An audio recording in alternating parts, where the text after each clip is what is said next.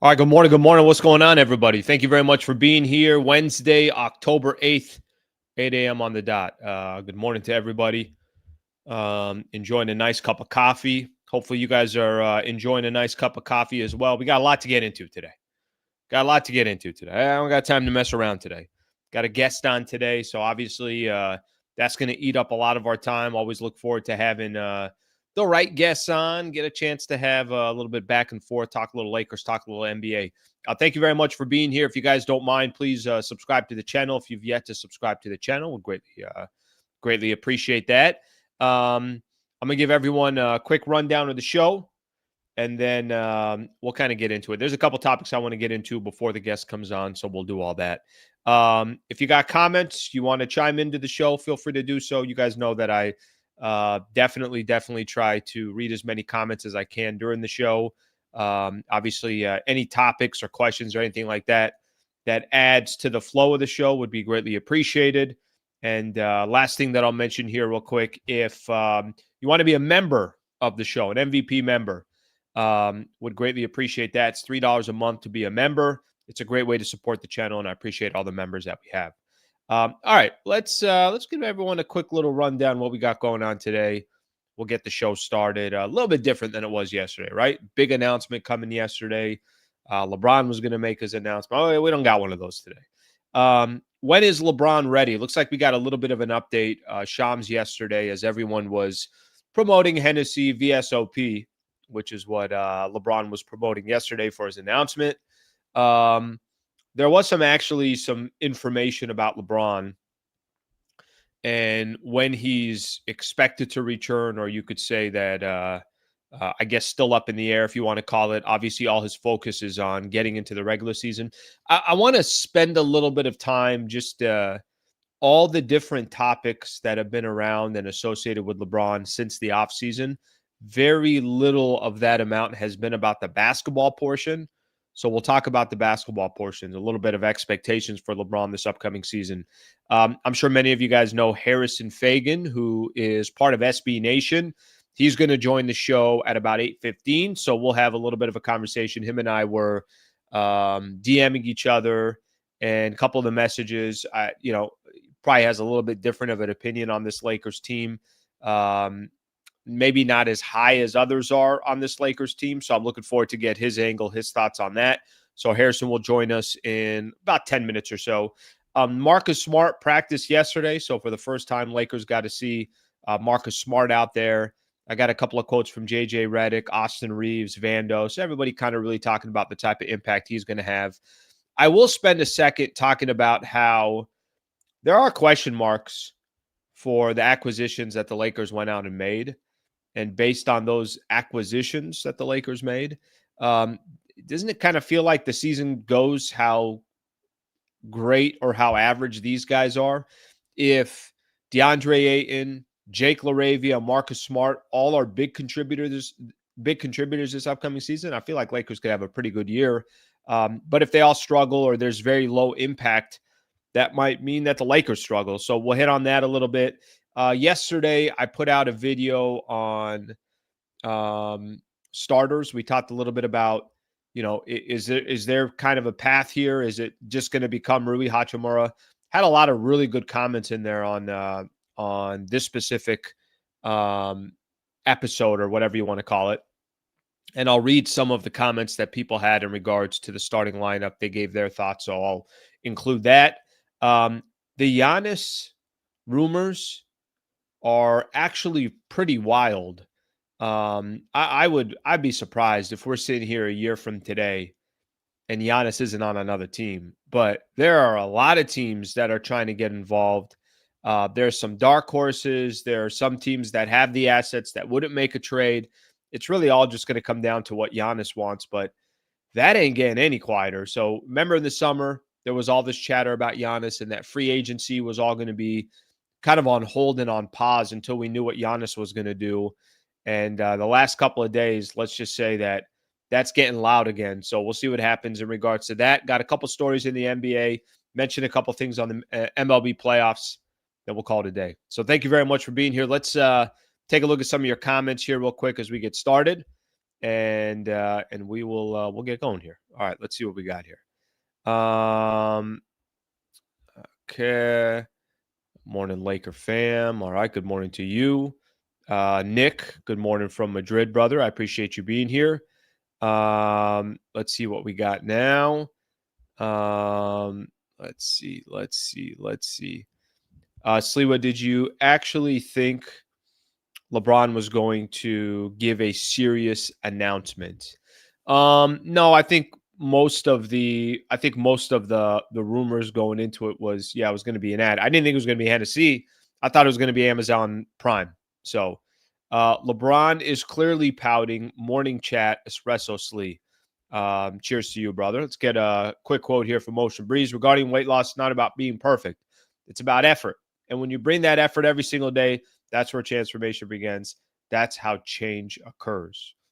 Okay. We could probably apply that to anything there. I appreciate you putting that in there. All right. Couple other good mornings. Good morning to everybody as well. Okay. Let's kind of get things started here. So yesterday, obviously, all the attention around LeBron and the conversation of, again, not that I think many people thought. First off, when he first put out the tweet, I do think there were people that thought, is this dude, is he going to make an announcement? Is 23rd season in the NBA before the year even starts? You guys saw what happened with ticket prices. Ticket prices everywhere in the month of April just skyrocketed.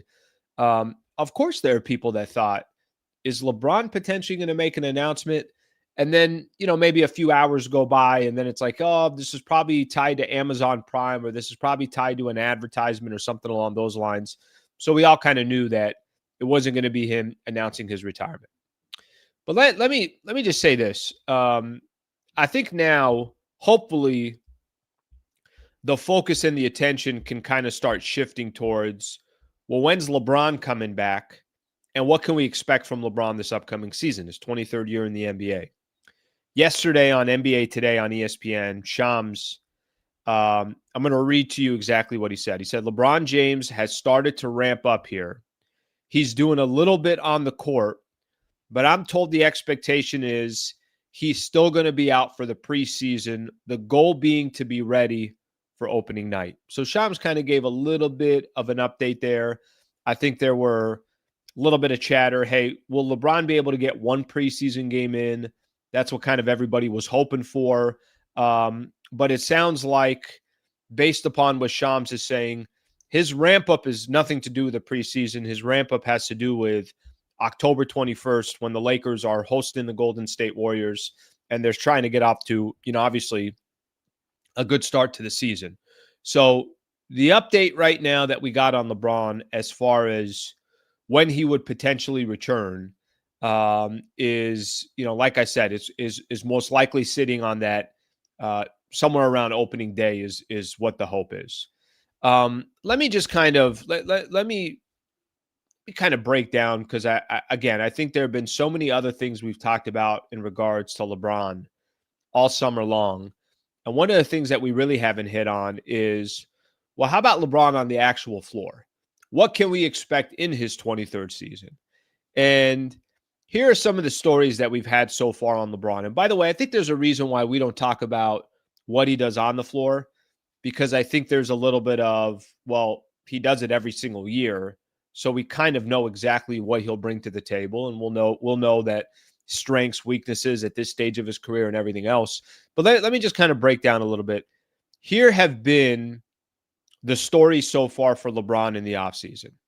You had the statement from Rich Paul that stirred up about 2 weeks of conversation of, does LeBron want to stay a Laker? Is he upset they didn't give him a 1+1? Did he want a 1+1? We've had, of course, questions about retirement. When is retirement? Is it coming soon? Will this be his last season? Is there more to come? We had a lot of attention yesterday that eventually went towards an ad for Hennessy. And then, finally we got a little bit of basketball news yesterday when Shams said that probably no preseason basketball for LeBron. So I say all this because there's all these things that have nothing to do with the actual upcoming season and what LeBron's going to do on the floor. and you want to call it distractions, whatever you want to call it, but it's there. Can we actually kind of talk about what we can expect from LeBron this upcoming season? And one question I would throw out there is part of the reason why people don't talk that much about LeBron on the floor, is it because we already know that in his sleep it's going to be 24, 6-6 or 26, 7-7, whatever those numbers are?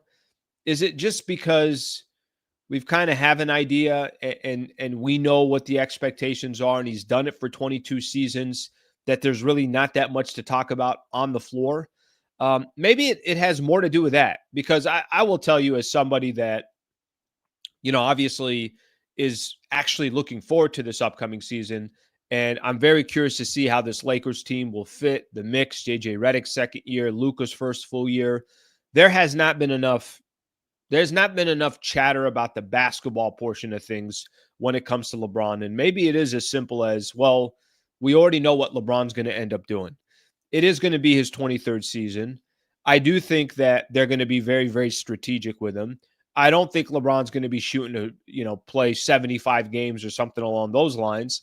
I think for LeBron, there's a little bit of an approach of the regular season is my tune-up. It's my ramp-up. Yes, I got to be ready to go. But at the end of the day, don't you guys want me healthy in March and April rather than in October and November? And I think that's, obviously safe to say. So this upcoming season, for LeBron, it's going to be interesting what that dynamic is like, how some of these other players fit in. But I think when the dust settles, I think we could just expect what we've always expected from LeBron. Will there be some distractions? Does that just kind of come with the territory? Sure.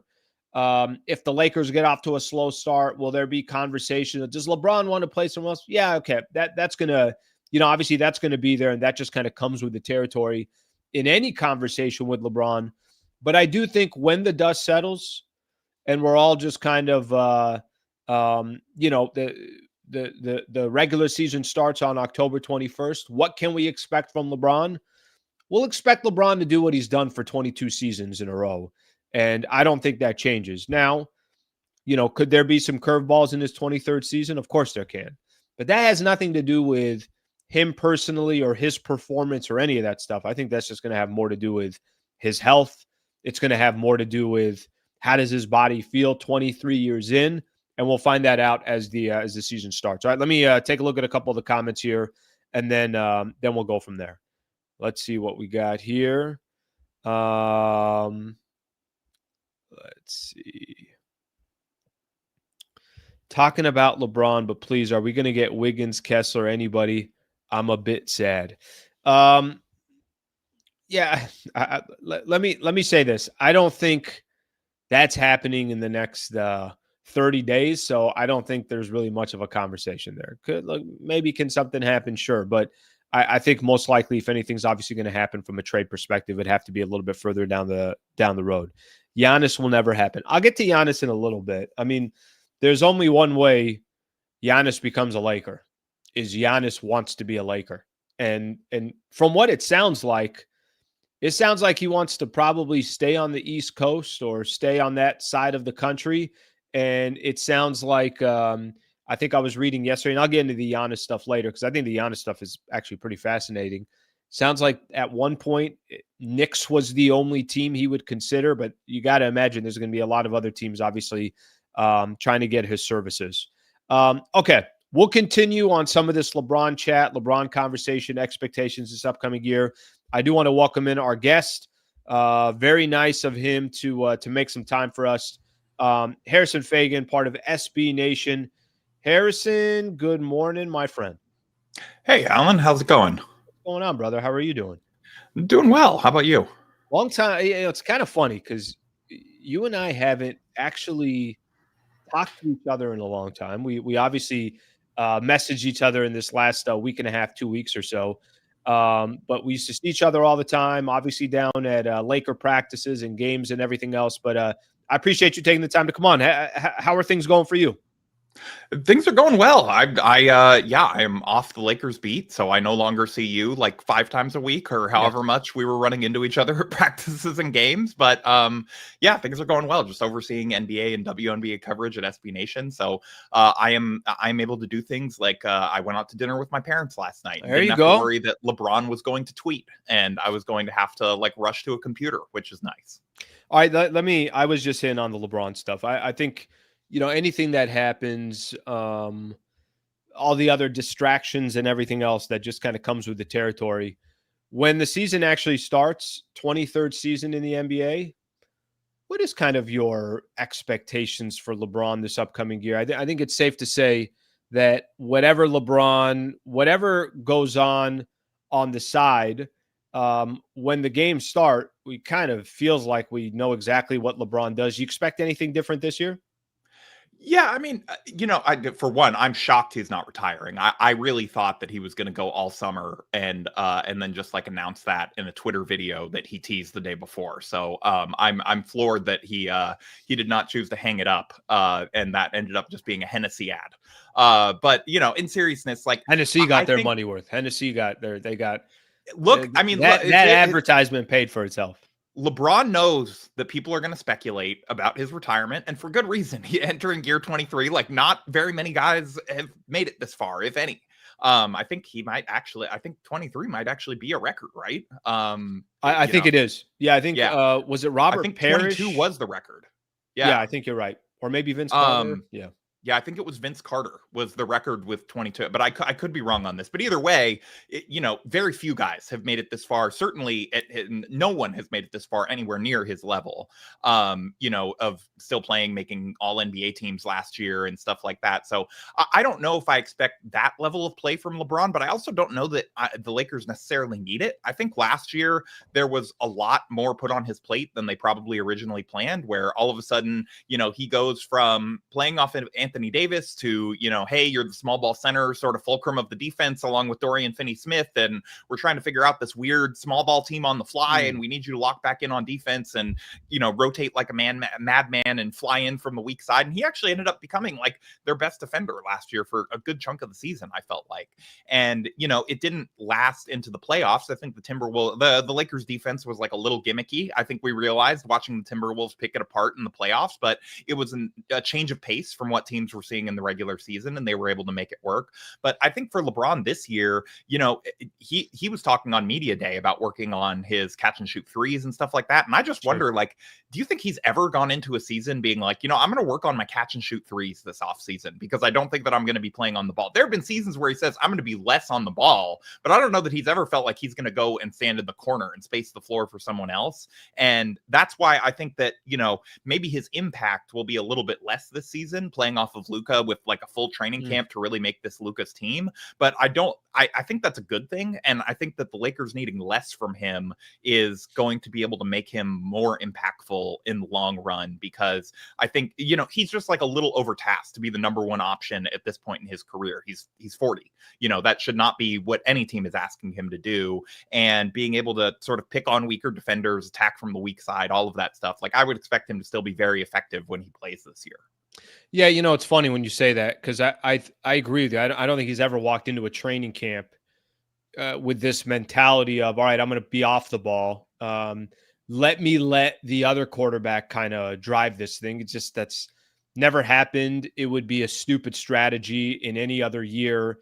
He just happened to get one of the top 3-4 players in the world to come play with him. And I think what you said too, it's got to be welcomed from everybody, because if I'm also LeBron James, I'm saying to myself, how much more can I really do at this stage? I like what you said earlier about, people are either going to say LeBron's never made a mistake in his life, or everything that goes wrong is LeBron's fault.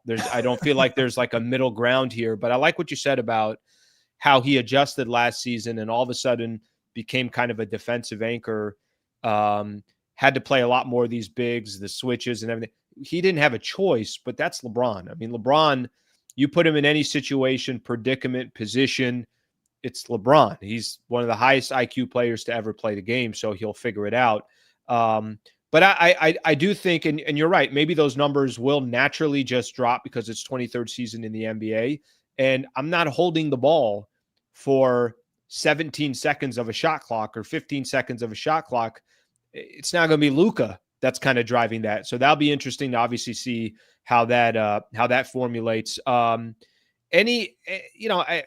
was just reading a quote, Shams, yesterday on ESPN, basically just mentioned that probably not going to see him in the preseason. He is starting to ramp up, but it's not for the preseason.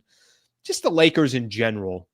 You got some concern here over the first maybe 10, 15 games. I'm before I get your actual thoughts on the Lakers' outlook on the season and just what you think of the team construction, but just the first 10, 15 games where you don't really have guys, they're not going to be using the preseason like many other teams are going to try to use the preseason, or you just don't have a lot of guys coming back where it's, this is our third year in a row playing together, so everybody already knows each other.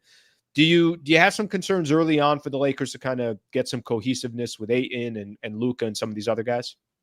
I mean, a little bit because of all of the factors that you mentioned, but I'm also not that worried about it because their schedule starts a little lighter as the Lakers tend to, because, the after football ends, we all know, like, the national TV partners, they want to put more national TV games on, and that results in a lot of high profile matchups for the Lakers down the stretch of the season in the second half of the year.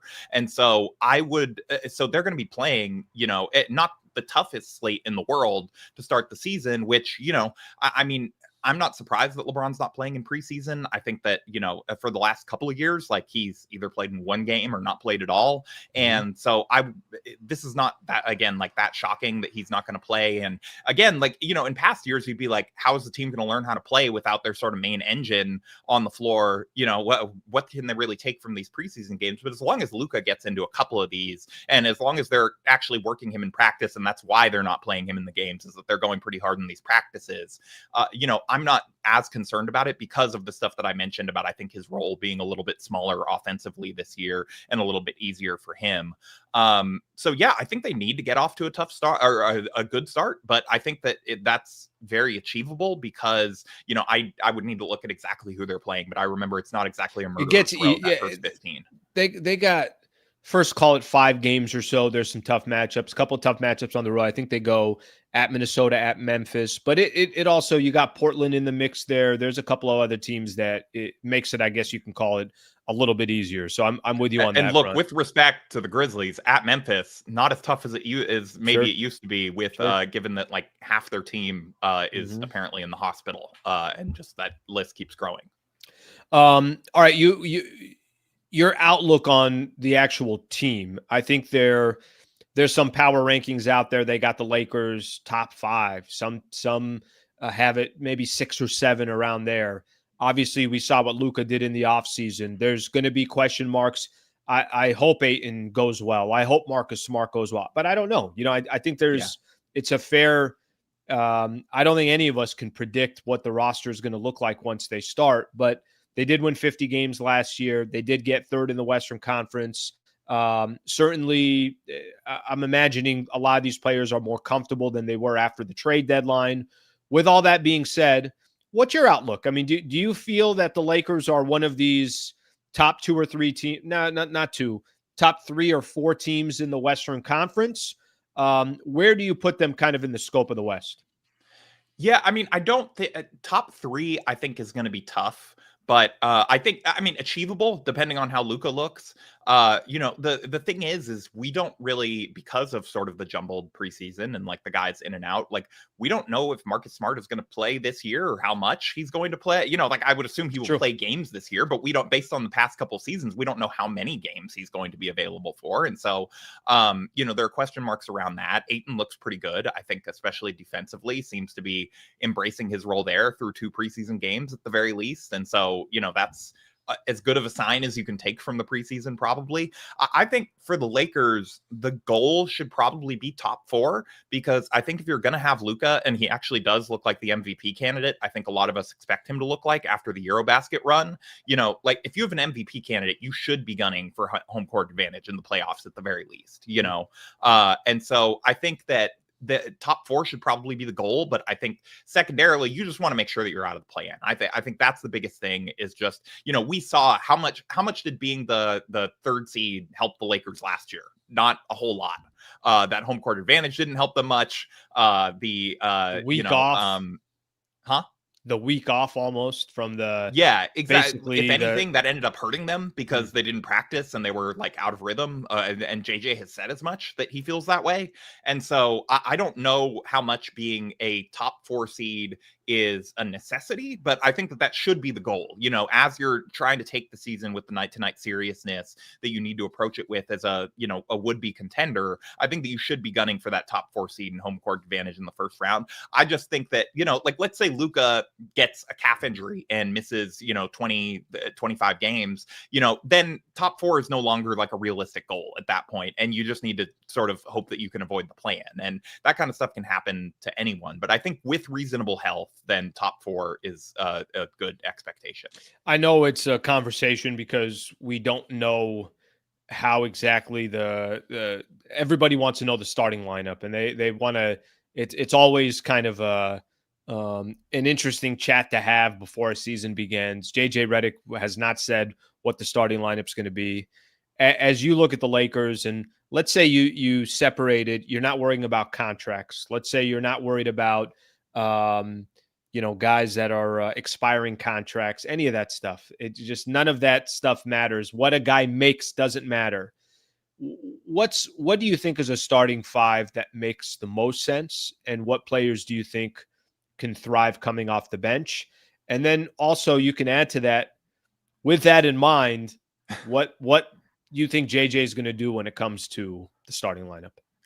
Well, so I'll actually take the second one first. I think it's going to be Rui just because if Marcus isn't playing yet and we don't know when he's going to play it in the preseason, then I think it almost like that decision's almost made for you. And there's not a whole lot of debate here. But I think that if Marcus Smart was healthy or is healthy, which is a big if, I would personally start him because I think that you're going to get the most out of him if you have him starting guarding the best sort of opposing wing-ish forward. He's not really, he's not going to stay in front of point guards necessarily at this stage, but like, shooting guard through maybe not shooting guard, small forward, maybe some of the smaller end power forwards. Like you want him on that best guy on the other team. And you're just going to match up their minutes more easily if he's starting than because most teams don't bring their best players off the bench. And so, I think that he's going to have more impact and he would have more impact and utility as a starter. I don't think that they will start the season that way, but I think that eventually they will get there.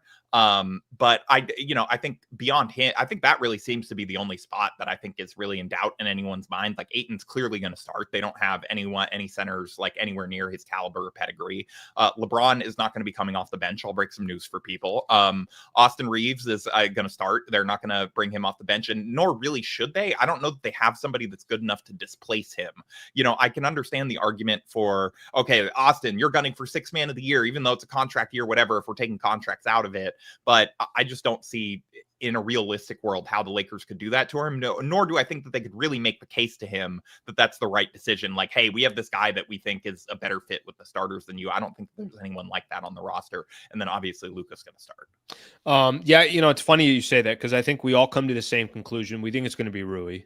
But I think we all have an opinion of, are you sure you don't want to have a little bit more balance with a defensive player?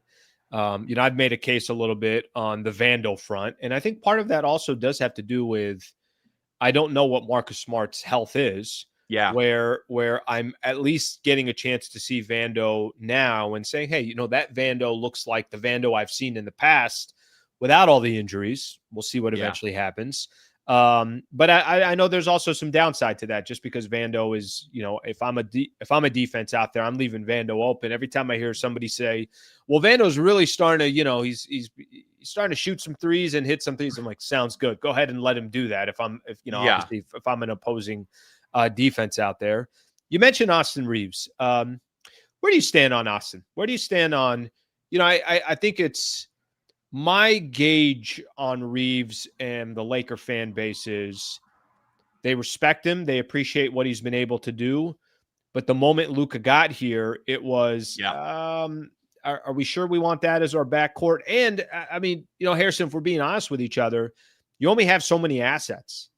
And I think a lot of people look at Austin Reaves and say, hey, that's a great asset. What can you get for that asset that could then come in and complement what Luka does or what Luka does best or whatever the case is?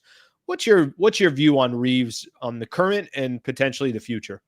I think you hit the nail exactly on the head with Reaves, where, he was a guy that was, hey, that's like part of the future young core. That's one of the only good young players that they've had in a while. Like that's a guy that's part of the future probably with the Lakers until they got Luka, who's basically just like better at him at everything offensively and has some of the same defensive weaknesses. Austin's probably a little bit better defender on balance, game to game, but they have similar weaknesses. And, you wonder about that in the backcourt. But I think if you were going to trade Austin, you talked about him as an asset. Like, I think the time to do that, and I actually made the case for this last year when I was podcasting, was, the time for that was last year, when he still had, if you were a team that wanted to pay Austin, you would get him for a year and a half. You had a year and a half to get him in your building, figure out, is this a guy we want to keep long-term? We can come to a contract agreement with him. We get his bird rights, all that stuff, whereas now if you're trading for Austin, it's like, you better be getting an extension.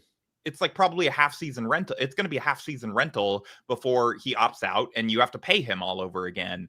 And so I just think that, and you can't extend him because he's not going to take it, because it's going to be so much less than he could get on the open market once he opts out, because his salary is so low right now. And so I just don't know that he's that much of an asset really until you re-sign him at a reasonable number. And so if you can bring him back at a decent number, then I think he becomes an asset again down the line that maybe you can flip if you decide him and Luka's defensive weaknesses are too much to overcome together. But I think that you have to almost re-sign him and figure that out down the line and keep the asset.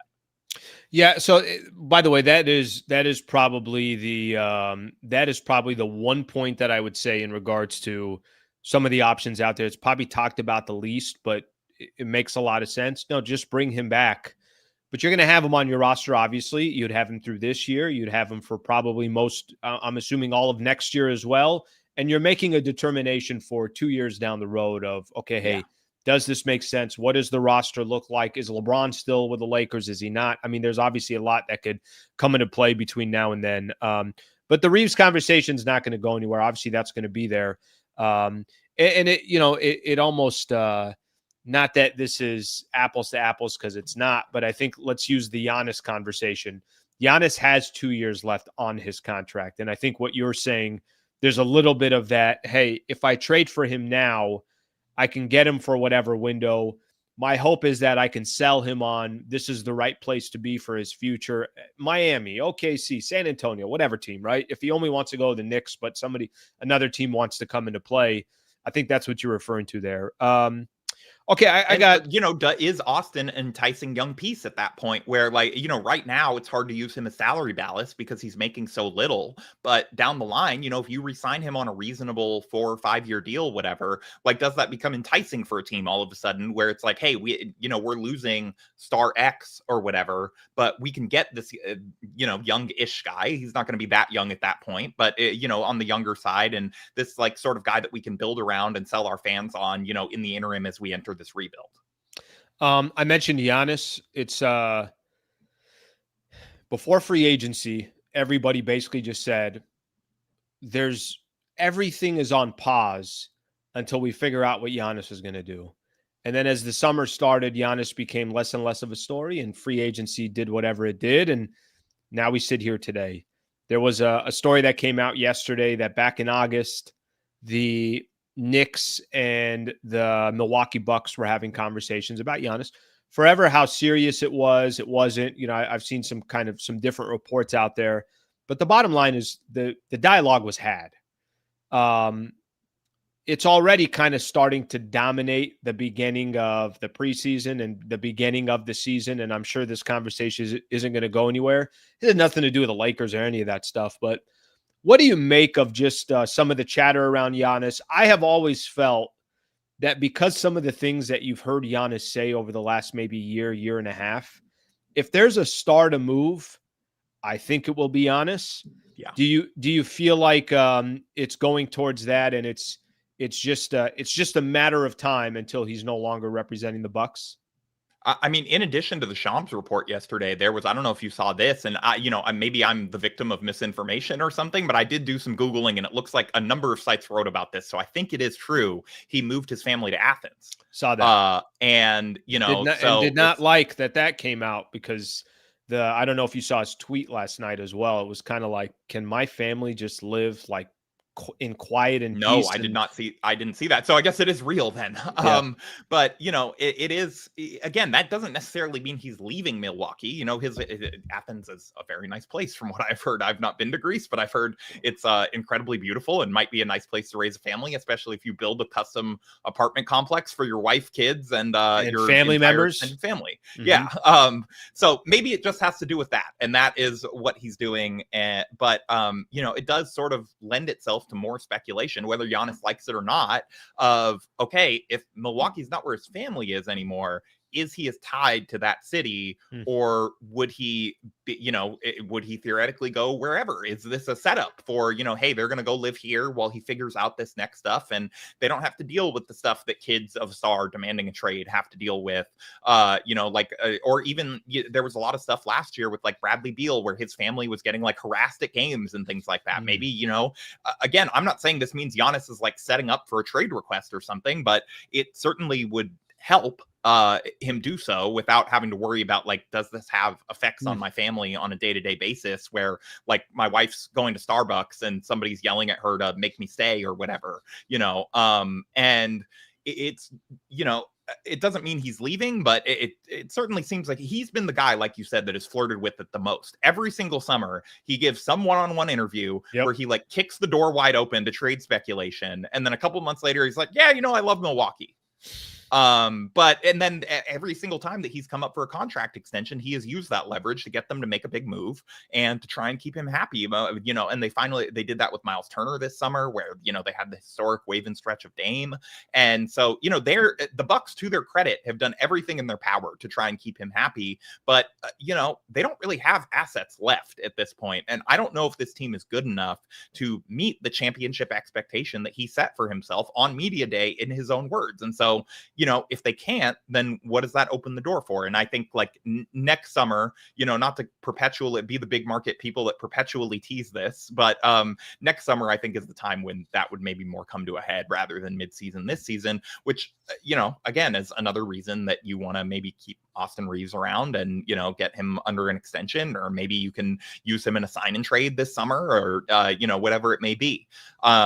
But I do think that the Knicks thing was interesting. And my conspiracy theory on that is we've seen so many stars try to get to one specific destination, and the team Giannis just saw this with his teammate Dame, where Dame wanted Miami. Right. And Portland was like, no, we are not sending you there. You've tried too hard. You guys have forced your hand. Does Giannis saying, I only want to go to the Knicks, is that a way to sort of set it up and make it more palatable when he's like, oh, okay, all right, I guess I'll go to the Lakers?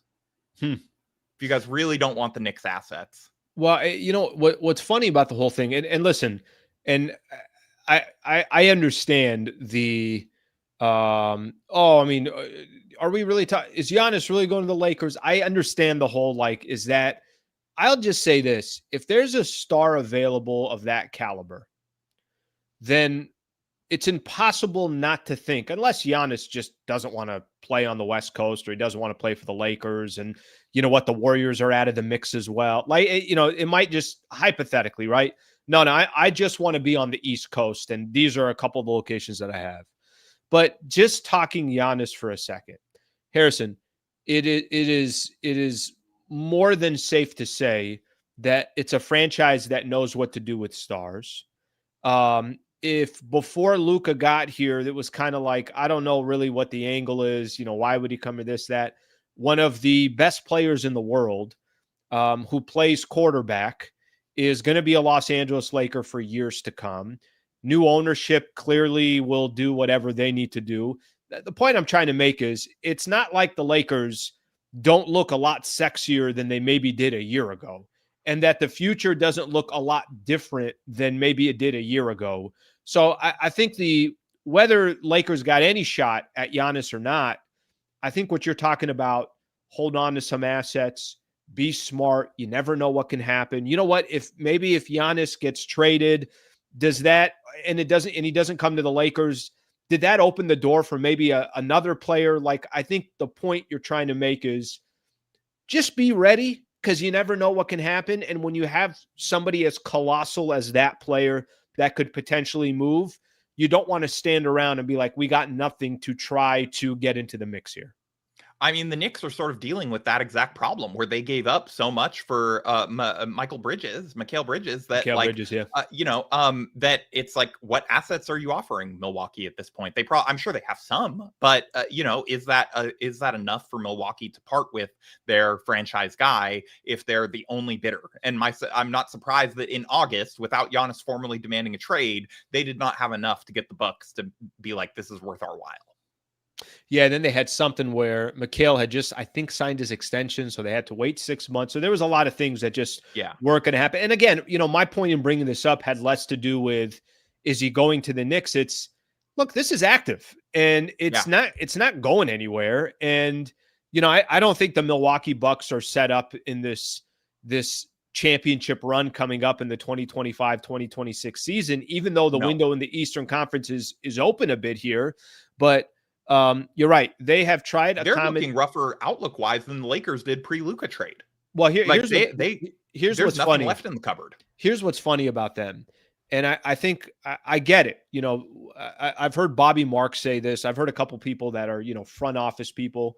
You do anything you can to hold on to your star, and you just hope that you can hold on to him for as long as you can. Obviously, the Bucks are in that situation with Giannis, but I thought the stretching Dame for 5 years was one of the worst things that you can possibly do as an organization.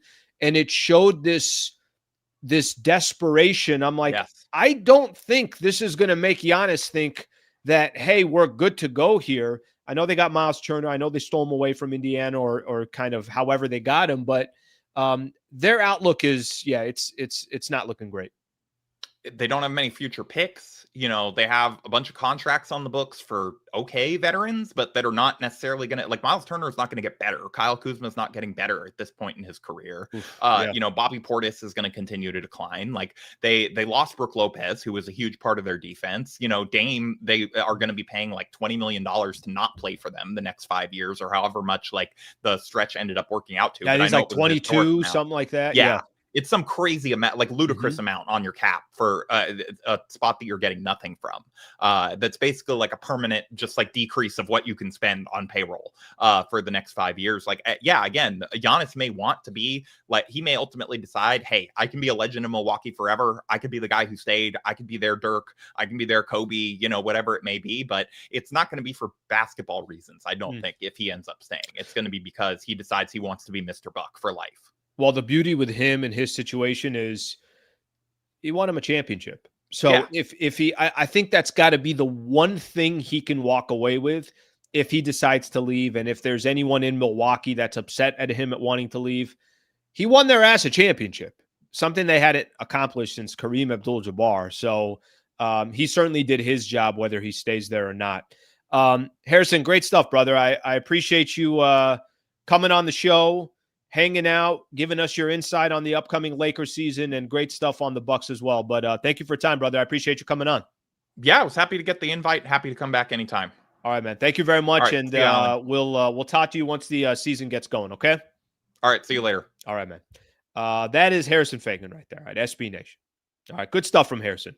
Good stuff from him. I haven't connected with him in a while. I mentioned to you guys, back in the day, I used to see Harrison a lot, and I figured let's get kind of his thoughts on the upcoming season. So I appreciate him joining the show. I'm going to stay on the Giannis thing here for a little bit, and then I'll still hit on Marcus Smart and a couple other things. But let me stay on Giannis here for a quick second. So let's just can I just update everybody over the last what's gone on in the last, let's call it 24 hours on Giannis. And again, you guys know me. I'm not trying to make a case Giannis is coming to the Lakers, any of that stuff. But what I am going to make the case is Giannis ain't staying in Milwaukee. That part is to me, it's as clear as day. And to be honest with you, it's been clear for a while because of just all these crumbs he's left, kind of quotes that have been out there. The conversation about his time in Milwaukee how he really, really wants to continue to win. That ain't going to happen in Milwaukee. And by the way, he's already accomplished more than any Buck since Kareem Abdul-Jabbar. So I think mission accomplished. But let me read something here from yesterday. That news came out about the Knicks, and I want to just read a couple things from Shams. And I think it's important to just point this out, and we'll go from there. Shams said yesterday, several teams were discussed internally, but one emerged as the only place Giannis Antetokounmpo wanted to play outside of Milwaukee is the New York Knicks. Multiple sources with direct knowledge of the situation told ESPN. One of the sticking points was Mikal Bridges signed on August 1st. He signed an extension, so he couldn't be traded. He was ineligible to be traded for 6 months. So that obviously didn't help part of the conversation. Then there was a couple other things here. I'm going to look at Giannis Antetokounmpo, his camp. They're going to have a grip on this league to an extent now. There are teams that are going to continue to monitor it, and they are going to ensure that they don't exhaust themselves in other ways if this seismic trade possibility is still available for them in January or February. So I saw that yesterday from Shams, so something to keep in mind. Then I saw a couple other stories here. Bobby Marks said, I'm going to tie all these teams together. Bobby Marks said yesterday, obviously Bobby Marks, a friend of the show, has come on the show, front office insider for ESPN. He said the one team that still does, he's talking about a dark horse in the NBA. He said, watch out for Houston. They went out and got Kevin Durant, but they still have a lot of draft picks to go out and make a deal. Of course, a player like Amen Thompson would be mentioned if they ever became available, talking about if Giannis ever became available. Then I saw some stories this morning. Again, this just kind of goes to all the different storylines here just in regards to Giannis. Heat were ready to make an offer for Giannis Antetokounmpo that wouldn't include Bam Adebayo. All right, I don't know how they're going to get him with that. I saw another article out there, again, just kind of pointing out here all the different teams associated and all the different stories that are coming out right now in regards to Giannis. And get ready for this to be a top storyline probably for months to come. OKC wouldn't enter in the Giannis Antetokounmpo sweepstakes. I'm going to read another thing here. This is coming from Sports Illustrated. Houston, even after the Kevin Durant deal, has that kind of capital to make an offer. San Antonio, too, New York, Detroit, and Orlando could all be in the mix. And while I've been explicitly told that Oklahoma City has no interest, I mean, the Thunder could make it really interesting. Get ready to hear Giannis's name a ton over these next couple of months until things get figured out. But you can kind of see all the different, stretches here of teams that would be lining up saying, can we make an offer? Can we make an offer? And, I've said this before, is Giannis going to have the mindset of, yeah, if I go anywhere, I'm just going to the Knicks. I just want to go to New York. And is he also going to have the mindset of, well, I don't want to gut a team that I'm about to go to, so why don't you guys just wait a year? And when I'm on my final year and expiring contract, make Milwaukee an offer. And if the Bucks don't like it, then too bad for them. I'll come, as a free agent in 2 years or whatever the case is. Not that I think they would wait that long, but certainly Giannis is going to have leverage if he chooses a specific team that he wants to go after. Think of the assets the San Antonio Spurs have. Think of the assets the Oklahoma City Thunder have. Whatever other team wants to get involved. Miami is always a team that's going to be in the mix. So there's going to be a lot of teams, obviously, trying to vie for Giannis's services and trying to get his attention, and we'll see if they're able to do so. All right, I got a lot of comments that I want to get into. I'm going to do that here in just a second. Quick shout out to Brad Wallace and the Wallace firm. Shout out to a company and an organization that has been I'm very appreciative of how much they have trusted in the channel and how much they believe in the channel. So shout out to them for committing to another year of being a partner here on Hoops Talk. I love giving examples when I'm shouting out Brad Wallace and the Wallace firm. By the way, I got my Wallace firm hoodie on today. Shout out to him for hooking this up for me. Brad Wallace firm. I want to give you guys a story from about a month ago. An auto insurance company made a $1.25 million offer to one of Brad's clients whose case was going to trial in Palm Springs. But after Brad Wallace selected the jury and delivered his opening statement, the insurance company decided to pay Brad's full $2 million demand before the first witness was called to the stand. That's how you execute and win. That's Brad Wallace and the Wallace team. Their reputation is as good as it gets in the industry. I know there are a lot of billboards out there. I know there's a lot of voices out there that are trying to get your attention from an injury attorney perspective from that category. He's the best in the business. You can go to the website, wallacewins.com/Sliwa, wallacewins.com/Sliwa. Get a free consultation, and I know he'll take care of you. So something to keep in mind in regards to that. Shout out to Brad Wallace and the Wallace team. Okay, let's go back to some of our comments here. Let's go to our comments here. Thank you guys. People saying great guest. I appreciate that. He knows his stuff. If there's one thing that I try to do with the channel is I really, really just try to bring on people that, I know are passionate about the industry, passionate about, obviously talking basketball, and Harrison Faigen is a great one. So I appreciate the compliments to go towards that. Freak going to follow Kareem's footsteps. I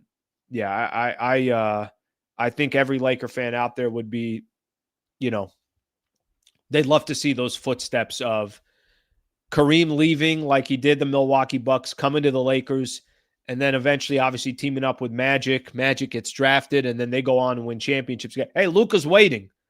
I mean, listen, here's the thing I will say.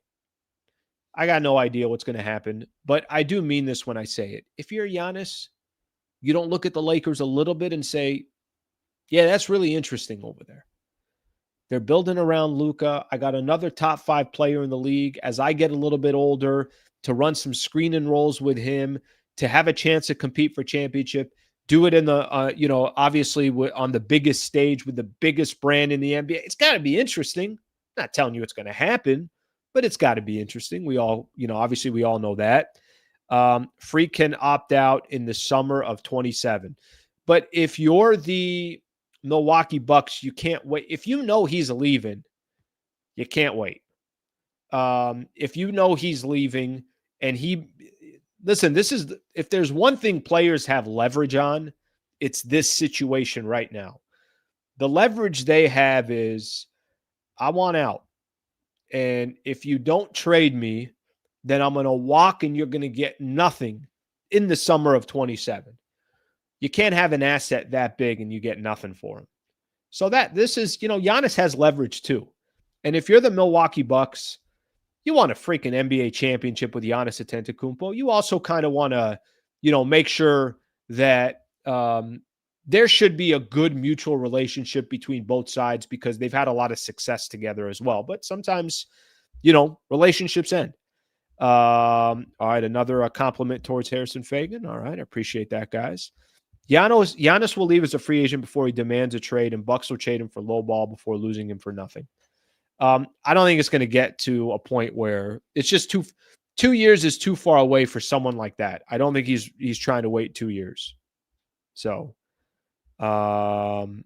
let's see what else we have here. Let's see what we got here. Yeah, this ain't Dame in Portland. Giannis won. Oh, guys, I don't know. You got to think of certain markets. Let me explain this here real quick. And this isn't even a shot at Milwaukee or anything like that. But just think about this. The Milwaukee Bucks won an NBA championship with Giannis. Is he not a king forever in Milwaukee? Nikola Jokic won a championship in Denver. Is he not a king forever in Denver, whether he wins another one or not? And I'm not telling you that these guys' goals are one championship, but my point is Denver had never won a championship in franchise history. You don't think that whatever happens moving forward with Shai Gilgeous-Alexander, he's not an absolute legend in OKC forever? He'll be a legend 10 times more than Kevin Durant ever was in OKC. Why? Because he won a championship there. He won a championship there. So there's certain players, and I put Giannis in that same category. Yeah, Dame's a legend in Portland. They never won one. He's a legend. They just never won one. So hopefully that, obviously That helps explain it. And we'll see what obviously whatever happens moving forward. Okay, so I'm going to stop there on the Giannis front, but I don't need to tell you guys to keep an eye on it. I do think it's interesting. So I think that's going to be fun to watch that story develop. And, thank you, Giannis, for this wonderful content. And by the way, it kind of gets your juices flowing because you're like, damn, a player like that can kind of shift the entire scope of the NBA depending on where he goes. Okay, let me jump into this here real quick because this happened yesterday.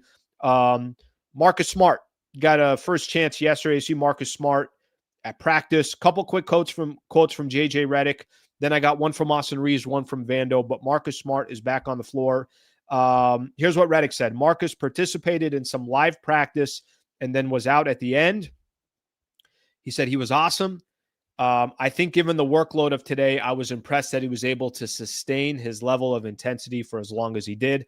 I don't really care what the hell he did yesterday. I'm just happy that Marcus Smart is back on the floor.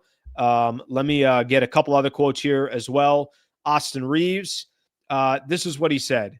You still feel that pressure. He's talking about Marcus Smart. I guess Smart was guarding him during practice. You feel the intensity that he brings on the defensive end. He's going to be big for us. He knows how to win at the highest level, so very excited to have him. Again, just reading some quotes from some other people. Jared Vanderbilt, he looked great. He was moving great. But like I said, his main power is that he's vocal. So being able to help the guys communicate, that's a big part of defense. Being physical is one of them, but also being vocal. So he just kept kind of saying, his presence on the floor, that Marcus Smart was there. And then what he also said, Vando said about playing on the floor with Marcus Smart. What can both of those guys do together defensively? He just said that just causing havoc, not only physically, but vocally. I'm excited. I can't wait to share the court together. Guys, I think is a lot of this season for the Lakers is going to have a lot to do with the acquisitions that they brought in. And I still think that that's a question mark. Let me tell you what I mean here. And I see people in the comments, Al, if they're depending on Ayton and Marcus Smart, two guys that got bought out from their certain teams, it just shows you the desperation that the Lakers are in. And I understand that angle. I will say this. If Marcus Smart and DeAndre Ayton have good seasons for the Lakers, I feel like their ceiling is – they got a really, really high ceiling. If Ayton is the same type of player that he was in the past or, these last couple of years or maybe not all that motivated and Marcus Smart just isn't available because of injuries, go look how many games he's played the last two seasons, then maybe there isn't that big of a change for the Lakers and maybe they are going to struggle. So I do feel like where the Lakers are right now, they're depending a lot on these acquisitions that they had, and they're not just depending on them. They're depending on them to deliver, to produce. So we'll see what eventually happens. But Marcus Smart is back out there for practice, and I think that's obviously good news from that perspective. I don't think I'm going to get into this. I did mention that the starters video that I put out yesterday, we were talking a little bit about it. I'm not too worried about it. I think, a lot of people have their thoughts. I think some people like the idea of Rui Hachimura because of the spacing. Some people like the idea of Vando because of his defense. Some people like the idea of Marcus Smart because he's a veteran. He's been in the league for a long time. And I think we all agree that it's probably going to end up being Rui Hachimura. I won't spend too much time on that. That's okay. We've hit on the starting lineup enough. I'm probably boring you guys with that topic. Couple things on the NBA news on the NBA front. And then I'm going to hit on a couple things on the MLB playoffs. And then we'll call it a day today. I saw a couple other stories outside of obviously everything going on with Giannis. I saw this morning. Chris Mannix of Sports Illustrated, the Utah Jazz are very open to trading Lauri Markkanen per Chris Mannix. Man, you know why I saw this? I saw this because Danny Ainge was trending. And I'm like, all right, why is Danny Ainge trending? And I take a look at it. And this is basically what came up. What are the Jazz doing? Anybody have any idea what the Utah Jazz are doing? I remember growing up, Utah was actually a good franchise. They were competitive. They were always in the mix. what are the Jazz doing? Like, I have no idea what they're doing. It doesn't seem like anything they have they like. Obviously we saw Walker Kessler and okay, what was going to happen to him? Is he available? We know that it was the asking price was very, very high, but what is going on with the Utah Jazz? I have no idea. I have no idea where they're going. I have no idea what they're doing. They're probably the worst team in the Western Conference. And now it sounds like Lauri Markkanen is going to be in the market. We'll see what happens with the Utah Jazz, but I saw that earlier today. So, look, I think Lauri Markkanen on the right team is a really good player. And I think a team, I'm just going to use an example. If Lauri Markkanen ended up with the Golden State Warriors, they're going to know how to use him, and he's going to be really, really good for the Golden State Warriors. If he ended up on the Miami Heat, he'll be really good for the Miami Heat. It's just he's on the wrong franchise, so I don't know what's going to happen in regards to that part. A couple other quick NBA stories. I saw this. I don't know if you guys saw this. Why the Orlando Magic traded for Desmond Bane. And I had a quote here. I'm going to see if I could find it because I got it on Hoopside. Recently, in a conversation about Desmond Bane, a rival executive told me about Orlando's decision to surrender a king's ransom for a player who has never made an all-star game. No way Orlando makes that deal if they are in the West, says the executive. But the East sucks, and Bane could be the reason they win it. All right, so I think that talks to less about the value of Desmond Bane, more about how bad the Eastern Conference is. But I saw that quote. I like that trade. They did give up a lot to get Desmond Bane, but we'll see what that eventually does with Orlando. And then the last NBA story that I have, the San Antonio Spurs have officially upgraded Victor Wembanyama's height, listing on their website at 7'5". So it sounds like Wemby got a little bit taller in the offseason. He's now listed at 7'5". Okay. All right. I get that with Victor Wembanyama. Okay. A couple things real quick on the MLB, and then I'll take a look at some of your comments, and then we'll get out of here. 2 games last night. There was a rain delay in one of the games, so got actually a chance to watch most of that Mariners-Tigers game. The Seattle Mariners, 8-4. They went on the road in Detroit. 1 game away from moving on. They're up 2-1. They lost the first game to Detroit. They win yesterday. They're now up 2-1 on Detroit, and they could close it out today against the Tigers and move on to the ALCS. The Blue Jays. Oh, my Blue Jays. Oh, my Toronto Blue Jays. You guys like how I just hop around to every other team after my team gets eliminated? Toronto, what are you doing? Up 6-1. End up losing the game 9-6. I don't know who the dude was at third, but a critical error when the Blue Jays were up 6-3. And critical error. The left fielder didn't come in and call it out. A ball that was hit really high in the air and kind of drifting towards the foul line. Makes an error. They end up getting another guy on for Aaron Judge. Judge hits a 3-run homer to tie the game at 6 off the foul pole. I mean, you can't hit the foul pole any more direct. And the Yankees go on to win the game 9-6. What does that mean? It means the Blue Jays, again, up 6-1 in game 3, a chance to sweep the Yankees. Now they got a game 4. And today, if you're a baseball fan, it is stacked. Mariners, Tigers at 12:08. Brewers, Cubs at 2:08. Milwaukee's got a chance to sweep that series. Blue Jays, Yankees again at 4:08. And the Phillies and the Dodgers at 6:08. The Dodgers have a chance to sweep the Philadelphia Phillies. So a lot of good baseball on tonight. 4 games, guys, on a Wednesday. I mean, you get 4 Major League Baseball playoff games on a Wednesday on October 8th. That's a pretty good setup right there. So that's your baseball schedule for today. All right, let's take a look here. Wemby is only 20. He's still growing. Come on. Does the guy really need to be does he really need to continue to go like that? 6'5". Or I'm sorry, 7'5".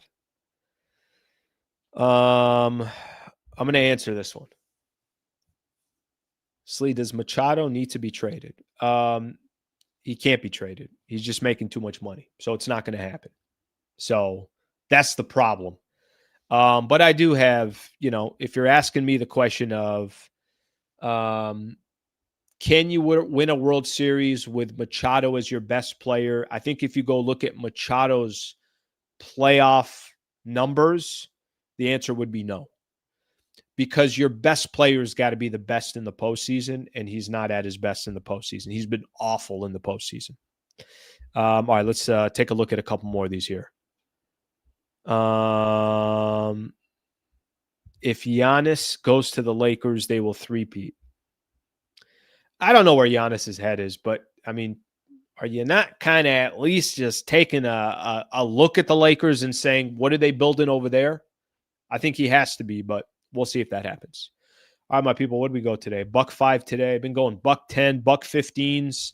We do a little bit of overtime. Good show today. Thank you for being here.